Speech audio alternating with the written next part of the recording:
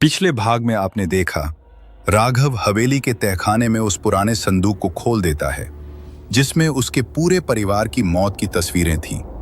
राघव के पीछे से उसकी मां की आवाज आती है जो उसे अपनी तरफ देखने के लिए पुकार रही थी। अब कहानी का आखिरी और सबसे खौफनाक मोड़।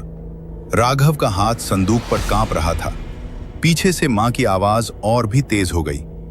राघव, पीछे देख बेटा, क्या तू अपनी मां को यहां तड़पता हुआ छोड़ देगा? राघव को उस बूढ़े की बात याद आई। पीछे मत मुड़ना। उसने अपनी आंखें बंद की और पूरी ताकत से चिल्लाया, तुम मेरी मां नहीं हो सकती। जैसे ही उसने ये कहा, पीछे की आवाज एक भयानक चीख में बदल गई। राघव ने संदूक के अंदर हाथ डाला और उन तस्वीरों के नीचे से एक पुरानी सोने की अंगूठी निकाली जिस पर उस गांव का नाम खुदा था। अचानक पूरी हवेली हिलने लगी, दीवारें टूटने लगी और वो लाल जोड़े वाली औरत सामने आ गई। उसकी आंखों से खून बह रहा था। वो दहाड़ी, वो अंगूठी मेरी है, वही मेरे इस गांव में कैद होने की वजह है। राघव को अब सब समझ आ गया था। ये अंगूठी उस दुल्हन की थी जिसे 100 साल पहले इसी हवेली में मारकर दफनाया गया था और उसकी रूह को शांत करने के लिए हर साल एक नए दूल्हे की बलि दी जाती थी। जैसे ही राघव ने वो अंगूठी जमीन पर पटक कर पत्थर से तोड़ी, एक जोरदार धमाका हुआ। गांव की वो रूहानी बारात धुएं में बदलने लगी। बिना सिर वाले बाराती चीखते हुए गायब होने लगे।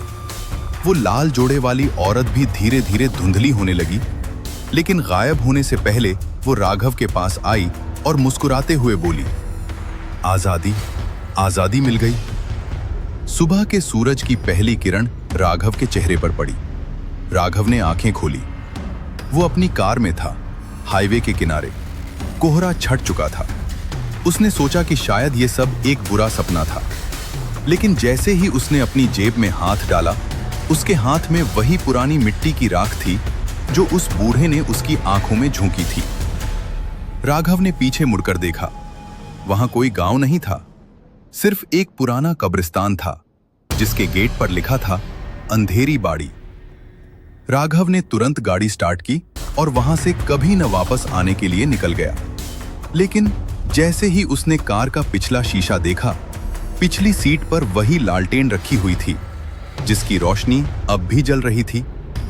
तो दोस्तों, ये था अंधेरी बाड़ी का रोंगटे खड़े कर देने वाला अंत। अगर आपको राघव की यह कहानी और मेरा प्रयास पसंद आया है तो इस वीडियो को एक लाइक जरूर दें।